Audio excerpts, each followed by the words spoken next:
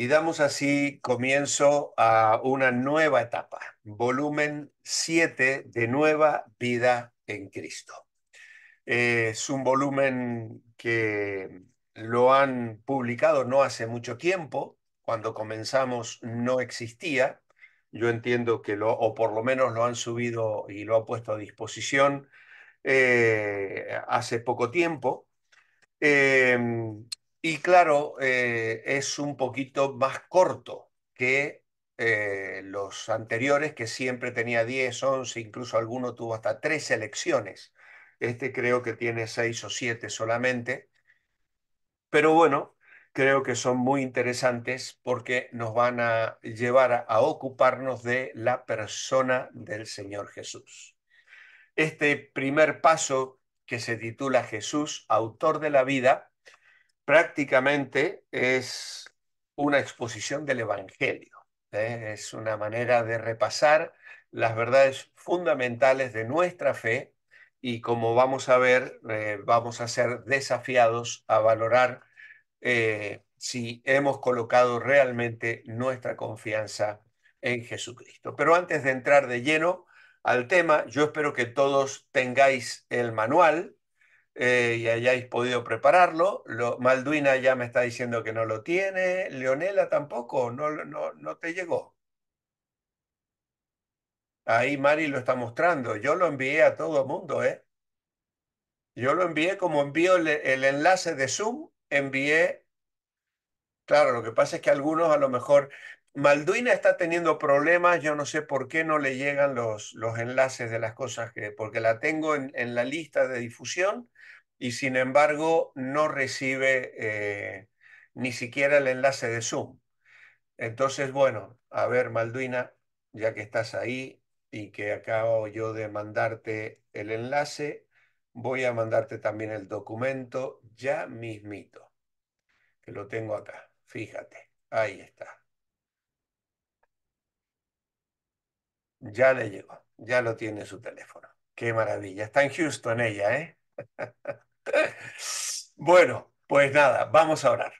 Señor, queremos darte gracias por este encuentro. Gracias por la oportunidad de pensar de una manera tranquila y detallada en la persona de Cristo. Nunca vamos a agotar ese tema. Él es indescriptible realmente. Pero, Señor, podemos acercarnos a los bordes de su manto y contemplar su hermosura, sus perfecciones y adorarle. Y que nuestra fe sea firme, porque Él es nuestra roca, la roca de los siglos. Abre nuestro entendimiento. En esta noche lo pedimos orando en el nombre del Señor Jesucristo. Amén y amén. Bueno, pues tenemos aquí a alguien. Silvia dice que le llevó, que no lo pudo imprimir. Muy bien, vamos a compartir la pantalla entonces. Ahí está.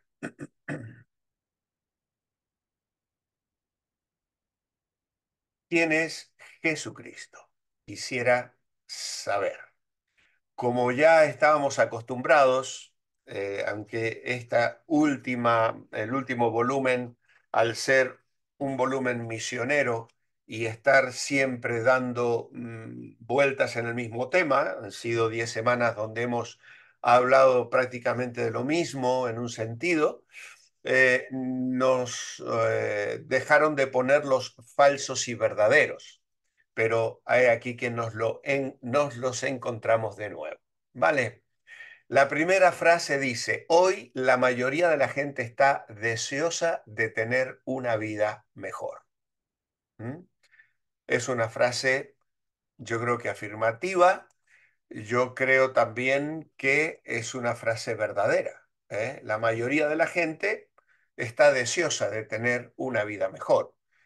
A lo mejor las diferencias de expectativas pueden ser muy notorias, porque una vida mejor, de acuerdo a cómo valoremos o qué es lo que deseamos tener.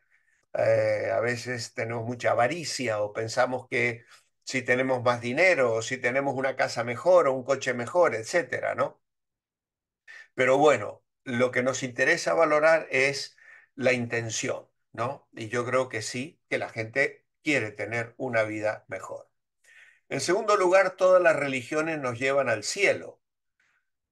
Obviamente es una declaración absolutamente falsa. Como lo vamos a ver en el desarrollo de esta lección, de ninguna manera podemos afirmar esto. Todas las religiones no nos llevan al cielo. Hay un único camino. En tercer lugar, si me esfuerzo lo suficiente, puedo obtener la vida eterna. ¿Mm? Y obviamente que esto es también un error absoluto. La salvación no es por obras, dice la Biblia, ¿eh? Es un regalo, es a través de la gracia. Y entonces, por más que yo me esfuerce, no puedo alcanzar el perdón y la vida eterna. Y finalmente, nadie puede saber con seguridad si irá al cielo o no, pues también es otra declaración absolutamente falsa, porque tenemos una muy buena noticia, y es precisamente que Jesús vino a mostrarnos el camino. Muy bien, ¿quién es Jesús? Si preguntamos a 10 personas, tal vez recibiríamos 10 respuestas diferentes a la pregunta. Unos dirán que era un gran hombre y maestro, mientras otros lo llaman el Hijo de Dios. Otros lo admiran por la forma en que sufrió grandes abusos a manos de los soldados romanos.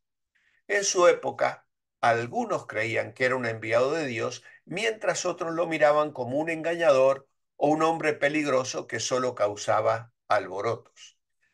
Creo que recordáis cuando el Señor le preguntó a sus discípulos, ¿quién dicen los hombres que es el Hijo del Hombre, no? Y ellos dijeron, bueno, unos dicen que Elías, otros dicen que alguno de los profetas. Y luego el Señor le preguntó, ¿y vosotros quién decís que soy yo? Ya que hay tantas opiniones, miremos en la Biblia para ver qué dice de él. Se nos sugiere utilizar la Biblia, buscando en ella los pasajes citados. Y si no tiene Biblia, puede encontrar los textos en la página 21, es decir, al final de vuestro manual, allí encontraréis los textos que vamos a estar señalando a lo largo de este estudio. En primer lugar, Jesús es el creador de la vida. ¿Qué nos enseñan los siguientes versículos? Nota que Juan capítulo 1, versículo 1, lo llama el verbo. En este pasaje, porque Jesús dio a conocer a Dios entre los hombres al tomar un cuerpo humano. Dice Juan 1:1, en el principio era el verbo. Ahora la versión 2020 creo que traduce, voy a mirarlo bien, en el principio era la palabra, porque esta expresión verbo en realidad en el original es logos.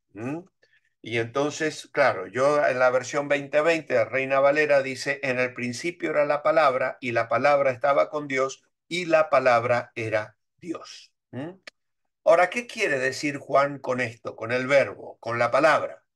Pues el verbo era una expresión usada por teólogos y filósofos judíos y griegos por igual, de muchas maneras diferentes en aquellos días. En las escrituras hebreas, el verbo era un agente de creación, diríamos, la fuente del mensaje de Dios a su pueblo por medio de sus profetas. De hecho, la declaración generalmente de los profetas tenía que ver con esa expresión. Palabra de Dios, palabra del Señor, vino al profeta Oseas, vino al profeta Amós. Y luego también tenía que ver con la ley de Dios, es decir, su norma de santidad. Salmo 119, 111 dice, mi corazón he guardado tu palabra, tus dichos, para no pecar contra ti. Ahora, en la filosofía griega, el verbo era el principio de la razón que gobernaba el mundo o el pensamiento que estaba en la mente, mientras que en el pensamiento hebreo el verbo era otra forma de referirse a Dios. Es decir, vemos la diferencia para unos. La palabra, el verbo, era algo que venía de Dios, que estaba en Dios y que los profetas comunicaban como Moisés recibió la ley de Dios, la palabra de Dios, la Torá, y para ellos eso era el verbo o la palabra. En el pensamiento griego era un pensamiento del ser humano, una idea, una manera de pensar que estaba en la mente. Ahora, la descripción de Juan muestra claramente que se refiere a Jesús. ¿Por qué sabemos que se refiere a Jesús? Porque en el versículo 14 dice, y el verbo se hizo carne.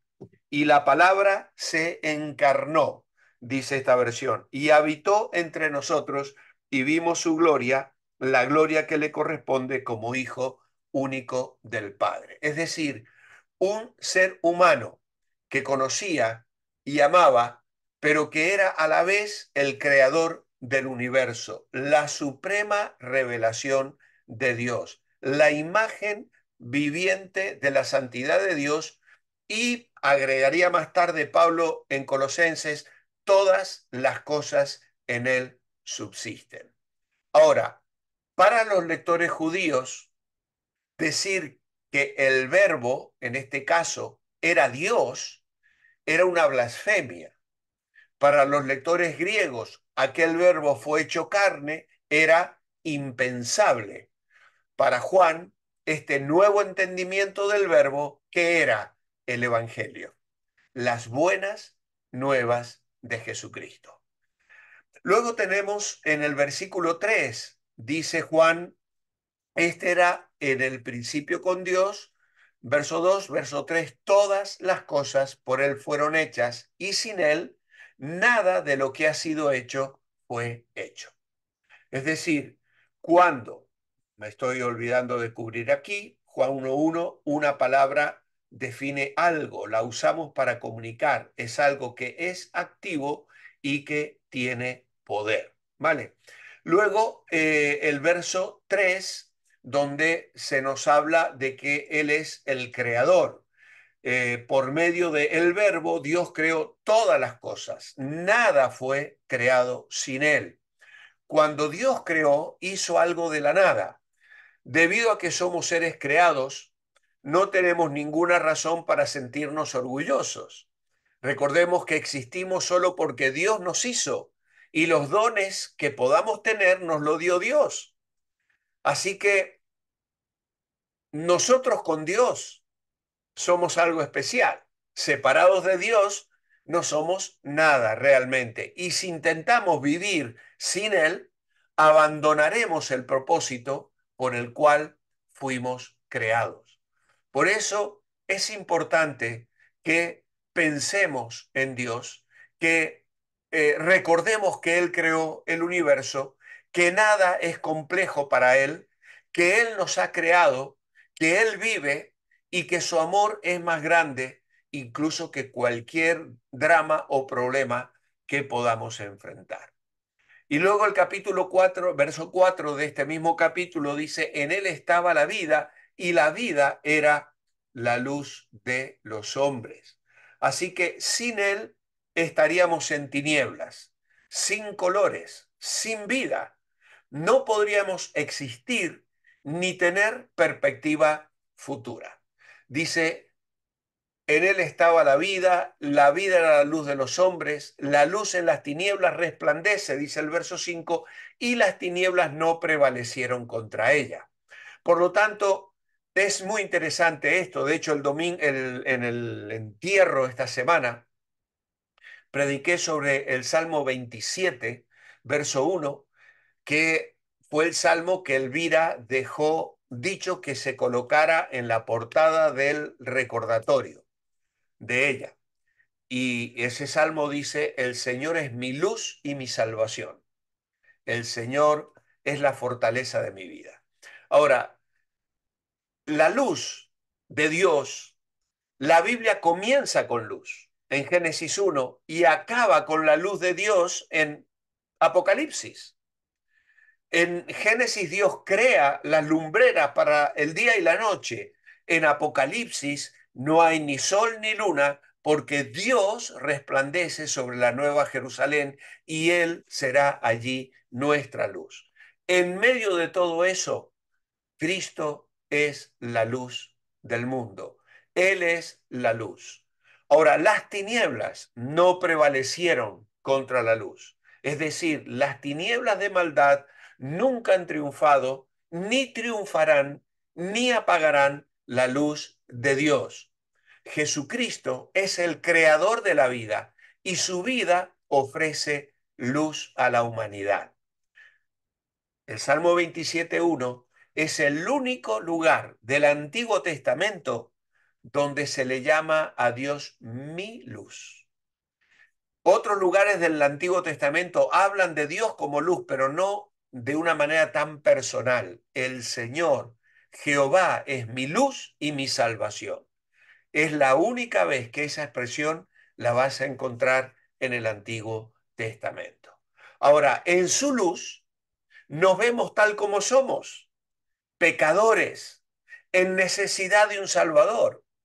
Cuando seguimos a Jesús, la luz verdadera, pues evitamos andar como ciegos, caer en el pecado. Él ilumina la senda que tenemos delante a fin de que sepamos cómo vivir. Por eso tenemos perspectiva para el futuro. Por eso no hay tinieblas a nuestro alrededor, porque Él disipa la oscuridad del pecado en nuestras vidas. Espero que cada uno de los que hoy estamos aquí, los que me van a escuchar esta semana, puedan experimentar esta bendición de tener a Cristo brillando en su vida, guiando su vida, porque eso impedirá que puedas tropezar en la oscuridad. Piense por un momento. Jesús es Dios eterno, dice el punto 2. El creador Jesús es Dios eterno, el creador del mundo entero. A pesar de esto, ¿cómo lo trataron los de su propio pueblo? Bueno, el verso 11 nos da la respuesta. Dice, a lo suyo vino y los suyos no le recibieron. ¿Mm? Lo suyo, ellos lo rechazaron, no tuvieron la capacidad de reconocerle. La primera referencia cuando dice a lo suyo corresponde al mundo de la humanidad en general. Vino a lo que le pertenecía, el planeta Tierra con todo lo que había dentro, mientras que la segunda parte corresponde a la nación judía. Como creador, el mundo pertenece al Verbo como su propiedad, pero el mundo ni siquiera le reconoció por la ceguera espiritual. Ahora, Juan usó la reiteración de los suyos en un sentido más concreto para referirse al propio linaje físico de Jesús, los judíos. Aunque ellos poseían las escrituras, que daban testimonio de su persona y de su venida, optaron por no aceptarlo. Y este tema del rechazo judío hacia su Mesías prometido recibe especial atención en el Evangelio de Juan, porque precisamente se divide en dos partes el Evangelio de Juan en relación a el ofrecimiento y luego el rechazo de Israel hacia lo que Jesús les ofrecía. ¿Cómo trata Jesús la mayoría hoy en día? Bueno, de la misma forma. Lamentablemente, miles siguen rechazándole. Muchas personas dicen creer en Jesús, dicen ser sus seguidores, pero viven como si no tomaran en serio sus enseñanzas. Hay gente que rechaza a Cristo con un no definitivo, mientras otros son indiferentes. Lo rechazan diciendo, otro día, estoy muy ocupado o no tengo tiempo. es una muy triste actitud. Jesús, el camino a la vida. En Juan 14:6, Jesús dijo que Él es el camino, la verdad y la vida. ¿Eh? Y este es uno de los pasajes más básicos e importantes de las Escrituras. Si no lo habéis memorizado, aquí tenéis una tarea para el próximo viernes. Este es un texto que hay que memorizar. ¿Eh? ¿Cómo conoceremos el camino hacia Dios? Únicamente a través de Jesús. Es el camino porque Él es a la vez Dios y hombre. Al unir nuestras vidas a la de Él, nos unimos con Dios. Debemos confiar en que Jesús nos llevará al Padre y que todos los beneficios de ser hijos de Dios serán nuestros también. Por ser el camino, Él es nuestra senda al Padre. Por ser la verdad, es la realidad de todas las promesas de Dios. Por ser la vida, une su vida divina a la nuestra, tanto en el presente como para la eternidad. Muchos dicen que todas las religiones nos llevan a Dios. ¿Qué opina usted? Ya veo a los poquitos que veo como Zulma negando con la cabeza. ¿Habrá alguien que quiera opinar acerca de esto, dar una anécdota? Porque estoy casi seguro que habéis hablado con alguien que os ha dicho que hay muchos caminos para llegar a Dios.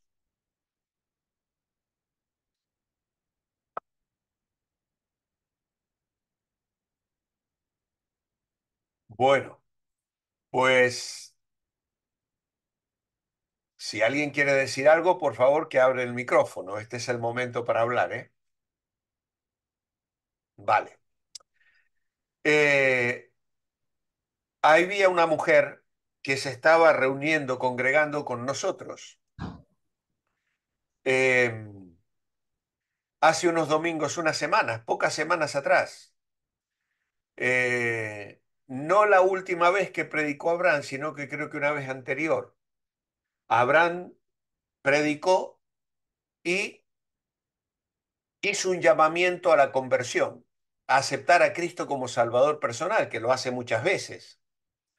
Pues esa semana, esa mujer me mandó un WhatsApp y me dijo, ¿a cuento de qué Abraham el domingo hizo la oración y invitó a la gente a confiar en Cristo para ser salvos? ¿Es que acaso las demás gentes no pueden llegar a Dios por los caminos que ellos quieran escoger? Y me puso 4 o 5 frases más muy, muy fuertes y me bloqueó. No ha venido más a la iglesia. Es una pena. Seguimos orando por ella, pero se ofendió literalmente por esta verdad. Jesús dijo, yo soy el camino, la verdad y la vida. Nadie viene al Padre sino por mí. Por lo tanto, este yo soy, si alguien quiere hablar, Pastor, sí, sí, yo. ¿Qué le iba a decir? Yo a veces tengo conversación con mi mamá, ¿verdad? Sobre, yo le cuento, ¿verdad? Y le digo de nuestra iglesia y todo eso, ¿verdad? Y, y me dice ella, lo malo de ustedes es que no respetan el sábado. Y me dijo, gracias a Dios que yo estoy en la iglesia perfecta, me dijo así, la iglesia, que yo estoy en la iglesia, sabe que es adventista ella, ya, ¿verdad? ya, ya, Que es, sí, que siempre le he dicho y me dice ella, gracias a Dios que yo siempre y que nosotros estamos en la iglesia perfecta y que mi iglesia dice toda la verdad. Entonces, yo no me pongo a discutir con ella, pero sí le hago saber, ¿verdad? Que está errónea, ¿verdad? Y, es y muy que necesita, difícil discutir con adventistas, ¿eh? y Eh, porque mi mamá y mi padrastro, la verdad que son bien metidos en son muy metidos y siempre me dice, ya. vaya, como Eh, hoy estuve hablando con ella y le dije yo, estaba un poco enferma, orele al Señor, pídale al Señor, le dije yo así, ¿verdad? Si ya el Señor está cansado de mí, porque tanta gente que le pide, el Señor se cansa de todos.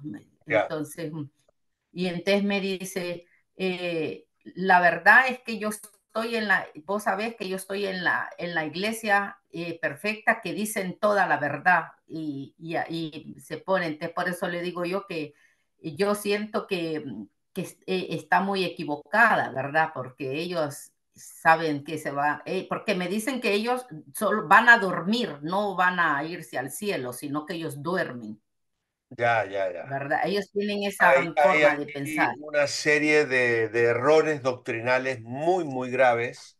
Por eso nosotros no tenemos comunión con las iglesias adventistas. No participamos absolutamente nada con ellos porque confunden el Evangelio. ¿Eh?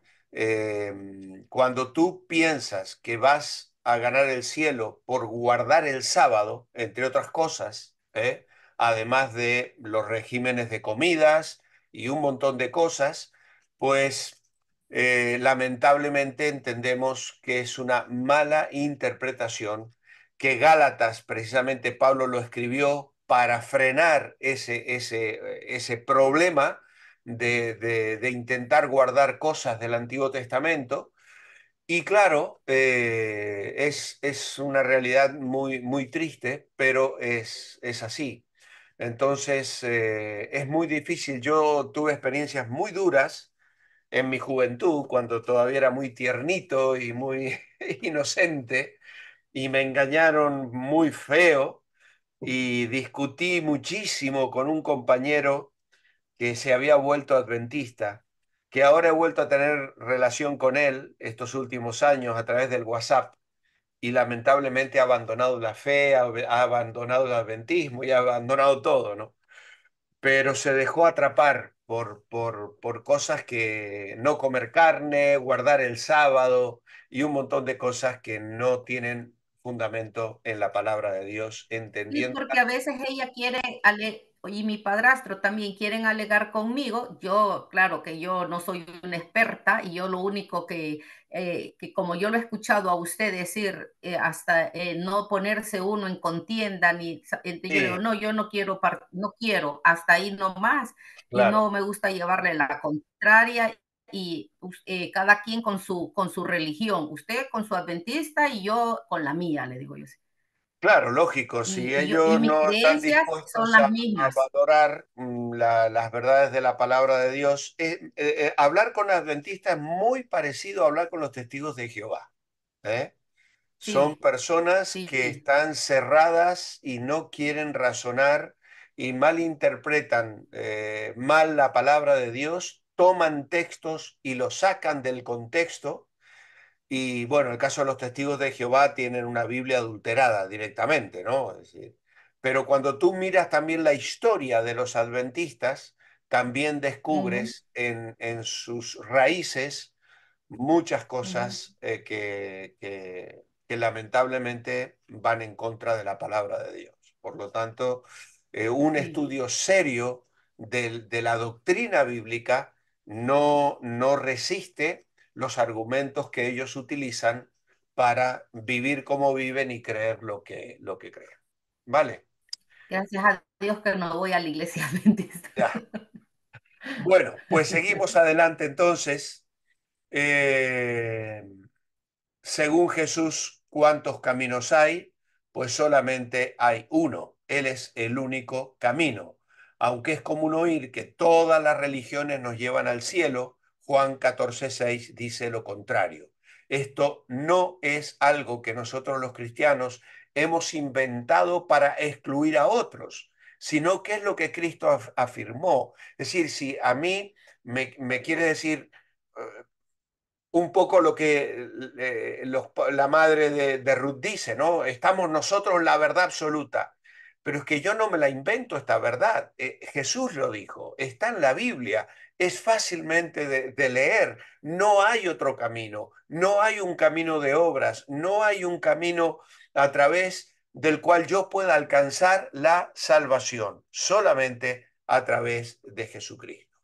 Ahora, hay un problema. El punto 5 dice, una vez Jesús conversó con un hombre llamado Nicodemo, un líder religioso, bueno y respetado dentro de la comunidad. Pero aún así, Jesús dijo que le era necesario nacer otra vez, nacer de nuevo o nacer del Espíritu. Respondió Jesús y le dijo, de cierto te digo, el que no naciere de nuevo no puede ver el reino de Dios. ¿Qué sabía Nicodemo acerca del reino?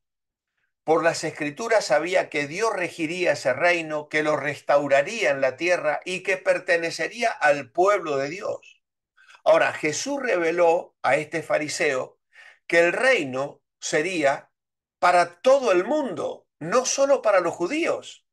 Porque Juan 3:16, que es el otro texto que todo cristiano debe saber, está un poquito más abajo, dice, de tal manera amó Dios al mundo que ha dado a su Hijo para que todo aquel, no solo los judíos, todo aquel que crea en Él no se pierda, mas tenga vida eterna. Por lo tanto, Nicodemo, ¿eh?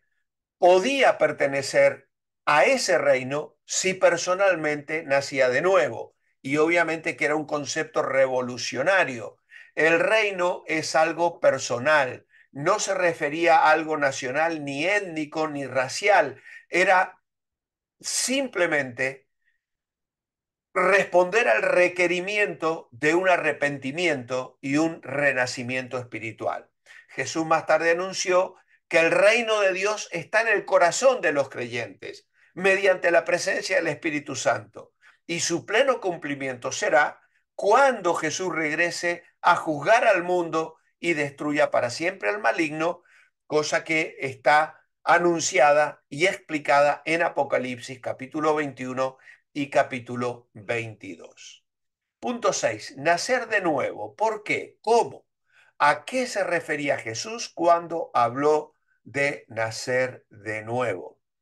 Pues se refería a un nacimiento espiritual imprescindible para entrar al reino de Dios, pues el Espíritu es el que nos regenera.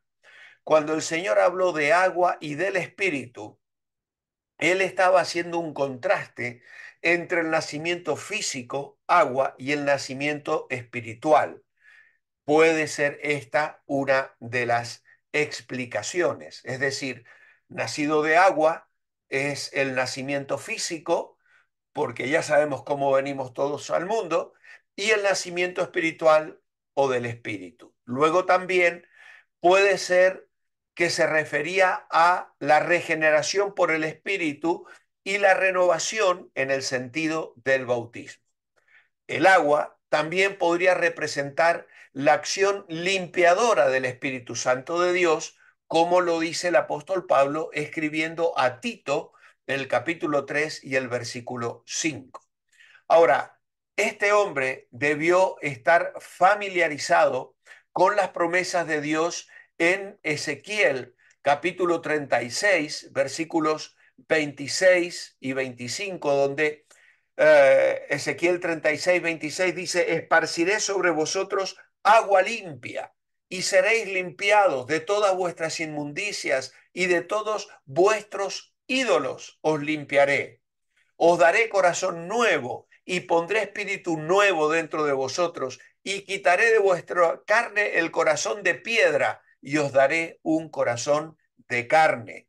Por lo tanto, Jesús explica la importancia del nuevo nacimiento espiritual y manifiesta que no entraremos al reino por ser buenos, sino por experimentar ese nuevo nacimiento. Ahora bien, era necesario nacer otra vez. ¿Por qué? Porque estábamos muertos, muertos en delitos y pecados, muertos a causa de la desobediencia y los pecados. Efesios 2.1 dice, y Él os dio vida a vosotros cuando estabais muertos en vuestros delitos y pecados. ¿Cómo éramos? Vivíamos siguiendo las pasiones de nuestra naturaleza pecaminosa, las influencias de un mundo que responde a las órdenes del diablo, es decir, vivíamos en desobediencia. Y esto lo dice Pablo claramente en ese triste recuerdo de lo que éramos antes de haber recibido la vida de Dios, haciendo la voluntad de la carne, los deseos de nuestra carne, de los pensamientos, y éramos por naturaleza hijos de ira, lo mismo que los demás. Ahora bien, la evidencia de nuestra muerte espiritual es el conflicto, la tensión, el rencor que hay entre familias, vecinos, compañeros. No logramos controlar los malos deseos. Con egoísmo y orgullo decimos, yo primero, soy mejor, no soy tan malo como ellos. A mí me da risa ver a mis nietos.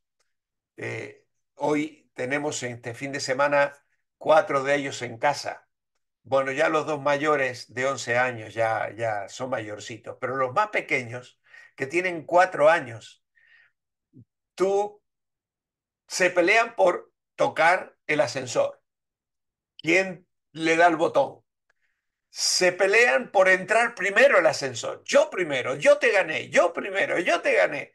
Y es la naturaleza que tenemos. ¿Quién le enseñó a ellos a decir yo primero, yo soy mejor, yo te gano? Ya es intrínseco en nosotros, ¿no? Y esa es precisamente la herencia que hemos recibido de nuestros padres, que lógicamente en un niño nos da risa porque es inocente, pero en los adultos responsables nos lleva a las barbaridades que vemos día tras día en los informativos, en un mundo corrompido, violaciones, robos, secuestros, asesinatos, estafas, divorcios, hogares rotos, tantas cosas tan tristes, tan horribles, que son fruto de eh, el camino que Satanás ha marcado a través de la muerte espiritual.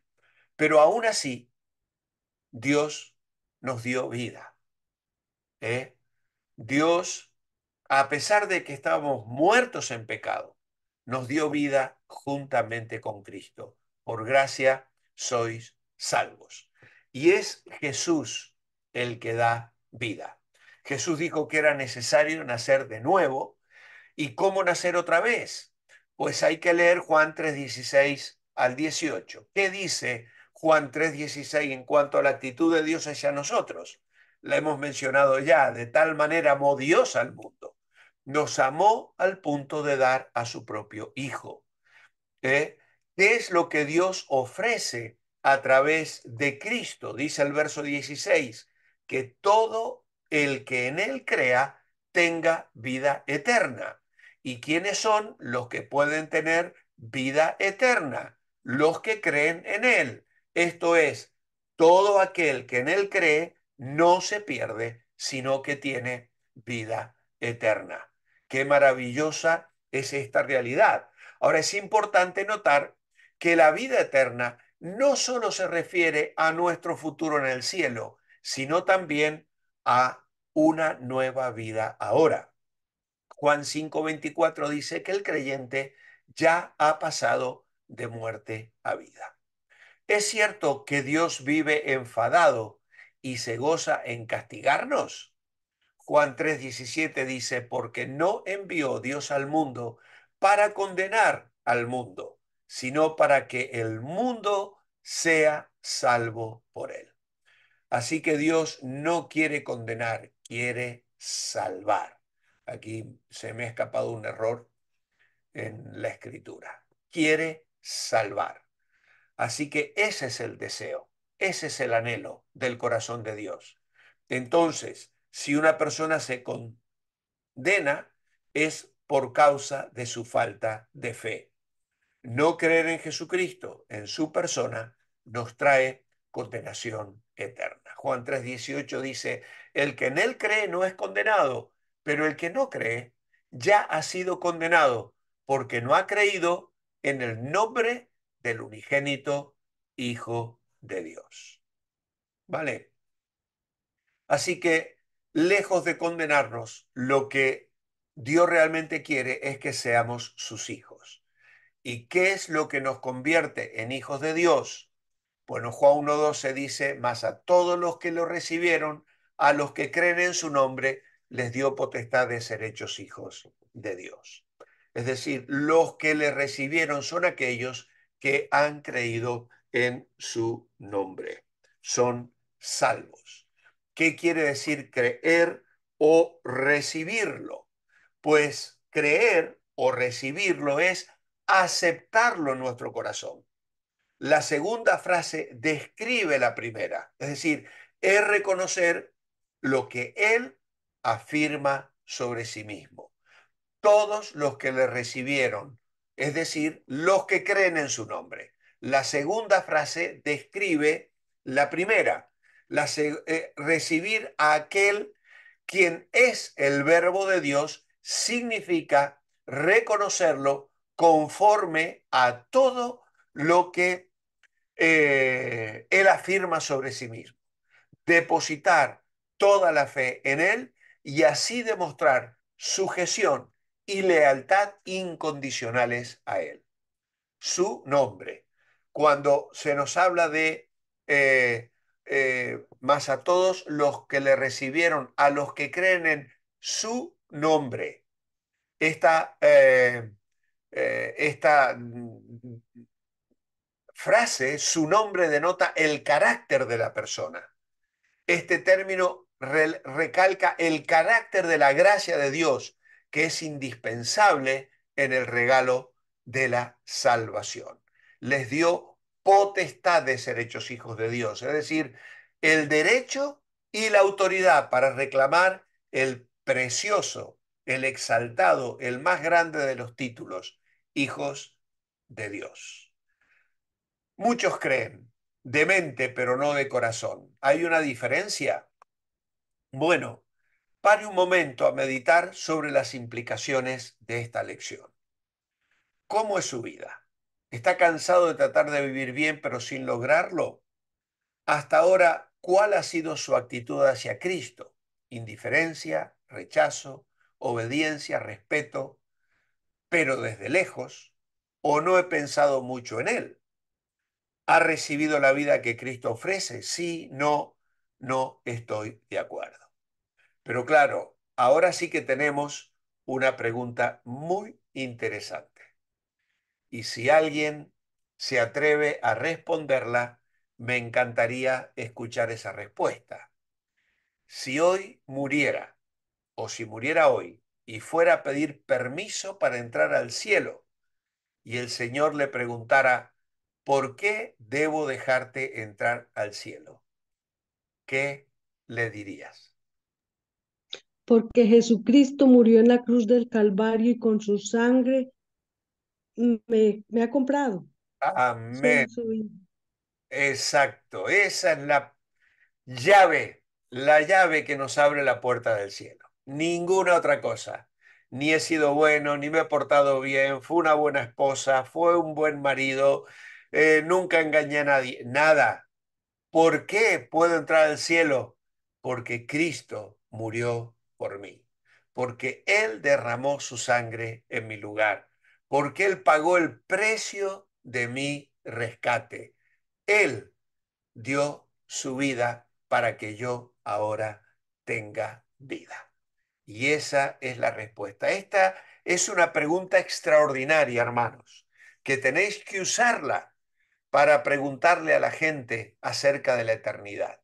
Mucha gente se queda muy sorprendida hasta esta pregunta. Mira, si te mueres hoy, ojalá que no, por supuesto que no, yo no quiero que te mueras, pero supón que te mueres hoy y te tienes que presentar delante de Dios y decirle, Dios, déjame entrar. Y Él te dice, ¿y por qué te tengo que dejar entrar? ¿Qué razón me das para que yo te deje entrar al cielo? Uf, es una pregunta que los deja pasmaos y es muy, muy importante. Yo la llevo haciendo desde los 18 años que aprendí. hacerla y la sigo utilizando al día de hoy, tanto para los no creyentes como para los creyentes que hace poco han conocido al Señor, para que ellos puedan madurar y afirmar su fe en lo que la palabra de Dios nos enseña. Bueno, aquí se nos sugiere ver la explicación para asegurarse de tener vida eterna, ¿vale? ¿Qué piensa de lo que dijo el hombre en la siguiente cita? ¿Sabe algo de la vida que la mayoría no sabe? Cuando le dijeron a un predicador conocido que tenía poco tiempo para vivir a causa de su enfermedad, miró hacia la montaña, el río, las estrellas que amaba y dijo, tal vez no te veré muchas veces más, pero montaña, estaré vivo cuando tú hayas desaparecido. Gran río, estaré vivo todavía cuando dejes de correr hacia el mar. Y estrellas, estaré vivo cuando hayan caído. ¿Eh? Así que aquí tenemos la certeza, la seguridad absoluta de tener vida eterna. Por eso, para tener vida eterna, tenemos que admitir que somos pecadores, reconocer nuestra incapacidad de salir del hoyo del pecado, decidirnos a alejarnos de los pecados, es decir, un arrepentimiento sincero pidiéndole perdón a Dios, creer que Jesucristo murió en nuestro lugar y que resucitó, y orar para invitar a Jesucristo a entrar en nuestra vida y tomar control de ella. Y hay una hermosa oración que la podéis copiar y la podéis tener en vuestra Biblia y la podéis llevar en vuestra cartera para que si alguna vez un amigo, una amiga están dispuestos a confiar en Cristo, puedes quitar esta oración y mostrársela para que ellos digan, sé que soy pecador, necesito su perdón, creo que moriste por mis pecados, quiero alejarme de ellos, me arrepiento y te pido perdón. Ahora te invito a que vengas a mi vida, confío en ti y te seguiré como mi Señor. Gracias por salvarme. Amén. Así que esta es una hermosa oración que nos ayuda a compartir y a guiar a otros a los pies de Cristo, que es otro de los propósitos de este cursillo, ¿eh? Crecer, conocer al Señor y ser instrumentos en sus manos para poder bendecir a los demás. Así que sí, paso 1, Jesús, el autor de la vida. A Él honramos y a Él adoramos con todo nuestro corazón.